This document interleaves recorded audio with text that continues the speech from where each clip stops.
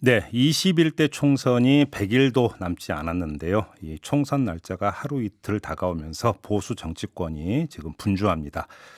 통합 화두를 꺼내고 이런저런 이야기들이 쏟아져 나오고 있는데요. 이런 가운데 독자 신당을 추진하던 이현주 무소속 의원이 황교안 대표의 진심을 믿기로 했다면서 통합추진위원회에 참여하겠다. 어제 이렇게 밝혔습니다. 자, 바로 연결해서 입장 들어보겠습니다. 미래를 향한 전진 4.0 창당준비위원장 이현주 의원 전화 연결합니다. 의원님 나와 계시죠? 네, 안녕하세요. 예, 안녕하세요, 의원님. 창당 준비 작업은 잘 되고 있습니까? 네, 저희가 이제 이번 주에 경기도당 창당을 끝내고요. 네. 다음 주 정도면 다 완료가 될 것 같습니다. 그럼 다음 주 정도에 중앙당 창당대회가 열리는 거예요, 의원님?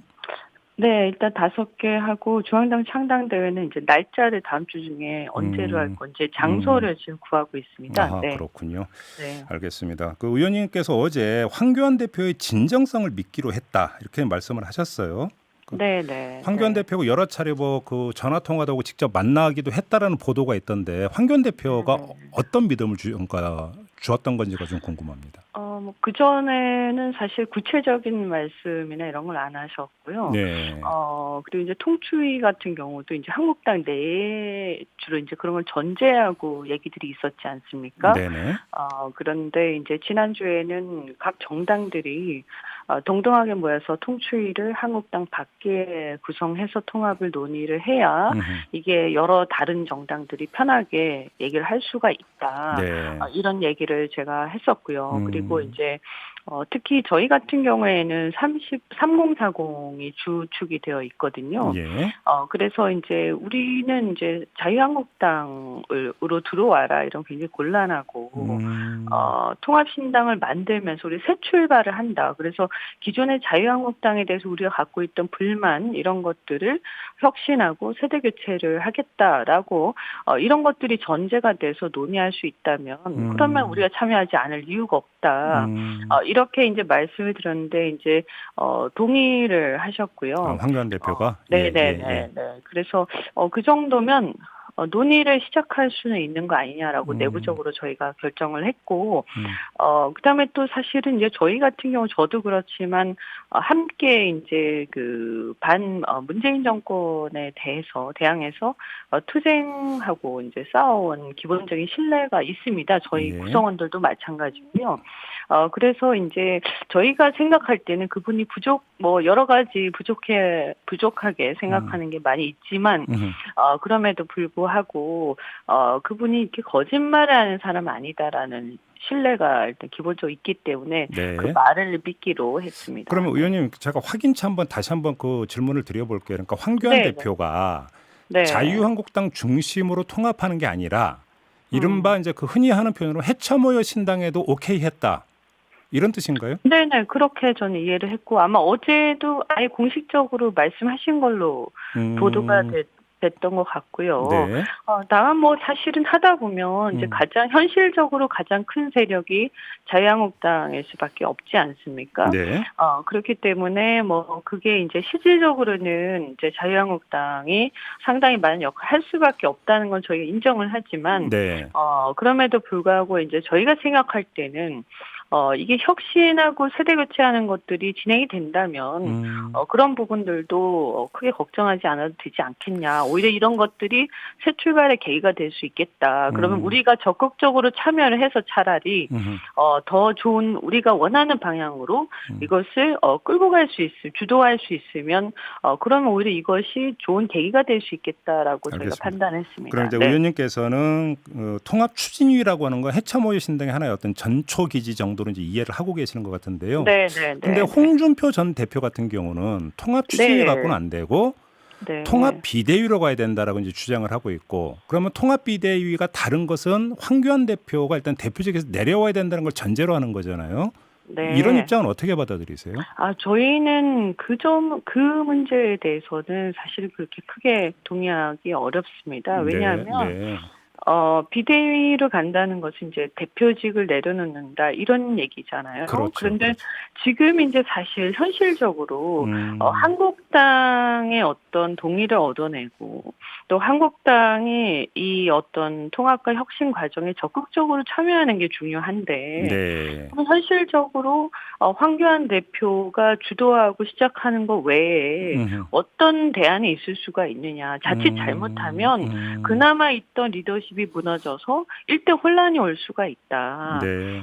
그래서 저희는 이것이 괜히 이렇게 막 어떤 잘못되면 권력투쟁으로 연결될 수 있기 때문에 중요한 거는 제대로 된 통합을 하는 게 중요하지 않겠는가. 네. 네. 그리고 예전에 이제 혹시 기억하실런지 모르겠는데 바른미래당이 통합을 할 때 초기에 안철수 사퇴론 같은 것들이 막 나온 적이 있었습니다. 네네. 그래서 이제 통합이 되자마자 또는 이제 되기 바로 직전쯤에 안철수 사퇴하는 거를 발표를 하고 밀려서 이제 그렇게 됐는데요.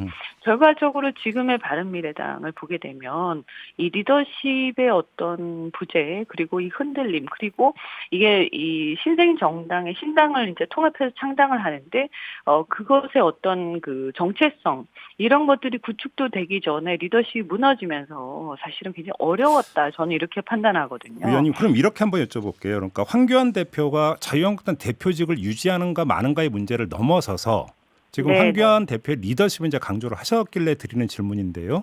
네. 그 범보수 진영에서 황교안 대표가 하나의 정치적 구심이 될 수 있다고 평가를 하시는 건가요? 그리고 돼야 한다고 생각하시는 건가요? 뭐 우리가 다 완벽한 걸 원할 수는 없으니까요. 네. 그런데 저는 어쨌든 간에 가장 큰 정당의 그 이제 통합에 참여하는 가장 큰 정당의 선출된 대표이기 때문에 네.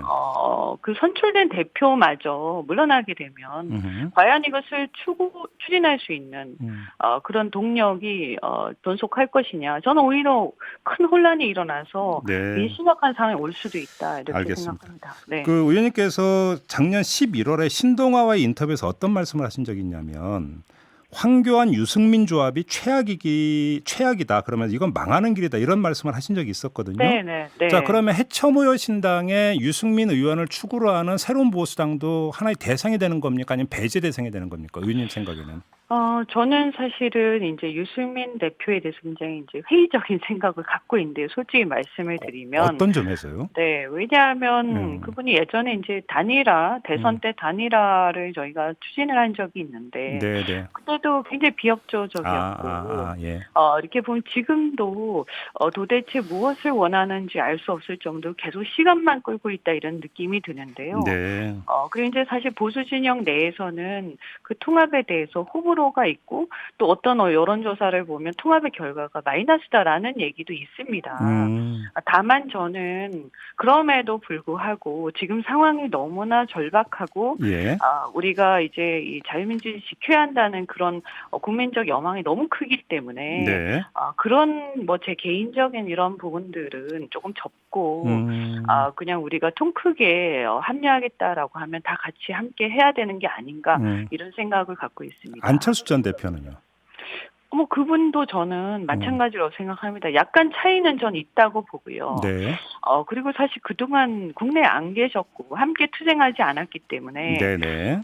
이분이 그동안 어떻게 변하셨는지 그리고 무슨 생각을 갖고 있는지 알 수가 없어서 사실 그렇긴 한데요. 뭐 저는 참여하겠다라고 하면 지금은 힘을 합하는 게 중요하다. 다만 이제 걱정되는 것은 시간이 없기 때문에 네. 아무래도 이게 이 절차를 기다리거나 할 여유는 없을 것 같습니다. 그러니까 뭐 되면 되는 대로, 그러니까 함께 하겠다는 세력만이라도 묶어서 가야 된다 이런 말씀인 거죠? 정리하면? 네, 저는 개문발차라도 해야 된다. 알겠습니다. 지금 시점에서. 그나저나 의원님 개인적으로는 어느 지역에 출마할 계획이세요? 지금 제가 이제 그런 부분들도 역시 이 통합 문제가 가장 중요하기 때문에 네. 그리고 또 제가 이제 그 창준이 지금 미래를 향한 전진 4.0의 전진당 창준위원장을 맡고 있기 때문에요. 예. 사실은 이제 어떻게 보면 굉장히 어깨가 무거워져 버렸습니다. 네. 예, 그래서 제 개인적인 그런 문제는 이게 다 끝난 다음에 확정을 하겠다 이렇게 입장을 정리를 했습니다. 한때 이제 부산 영도 얘기가 많이 나왔는데 아직도 그러니까 구상 속에는 그 지역도 포함이 되고 있는 건가요? 제 이제 고향이니까 음. 관심은 갖고 있죠. 그렇지만 말씀드린 대로 제 알겠습니다. 마음대로 되는 게 아니고 또 네. 지금은 그게 중요하지 않기 때문에 네. 저는 이제 당 전체의 의사라든가 음. 전략적인 문제에 따르겠다 이렇게 얘기를 알겠습니다. 정리를 했습니다. 마무리 전에 좀 별도 질문 하나만 좀 네네, 드려야 될 것 네. 같아요. 어제 뉴스가 많이 됐기 때문에 질문을 안 드릴 수가 없는데 진중권 네. 전 동아일대 교수가 의원님을 향해서 네. 뭐 참 나쁜 정치인이다, 뭐 정치 맞아요. 좀비다 이렇게까지 비판을 네. 했는데요. 어떻게 받아들이세요?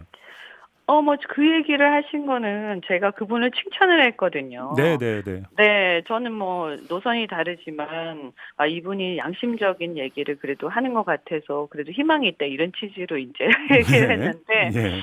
이제 예민하신 것 같아요. 그래서 아무래도 역시 아직도 우리 사회는 이 진영을 벗어나기가 어렵구나. 이렇게 좀 진정성을 가지고 얘기를 하면 그냥 받아주면 좋을 텐데 네. 안타깝다는 생각을 했습니다. 그러면 진중권 전 네. 교수도 아직도 진영 논리에 빠져 있다 이런 평가신가요, 의원님? 정리라면? 뭐 그렇죠. 어차피 저도 어떻게 보면 예전에 제가 탈당을 할 때도 뭐 꽤 이제는 오래된 것처럼 제가 느껴지는데 어쨌든 뭐 민주당을 탈당할 때 그분이 비판한 그런 지금 조국이나 민주당 세력들에 대해서 비판하는 것과 유사한 얘기들을 제가 했었고요. 그러셨군요. 네. 아무튼 그러니까 근데 뭐, 진중권 교수가 이제 의원님을 비판하는 그 요체는 뭐냐면 당적을 너무 자주 바꿨다 이거에서부터 시작이 된 것 같던데요. 아니 그러니까 저는 왜 진중권 씨가 그분이 이제 근데 당적을 뭐 정의당에서 탈당을 하지 않았습니까? 그죠? 네.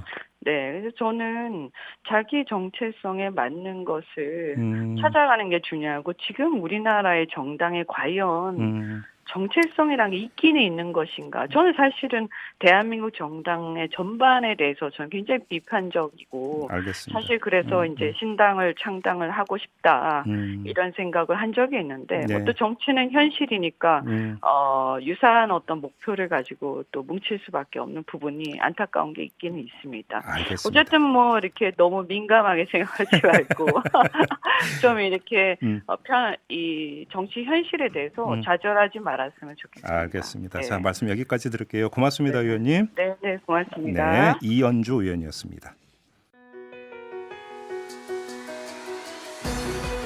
이슈의 핵심을 꿰뚫는 예리한 시선, 믿고 듣는 진품 시사 김종배 시선 집중.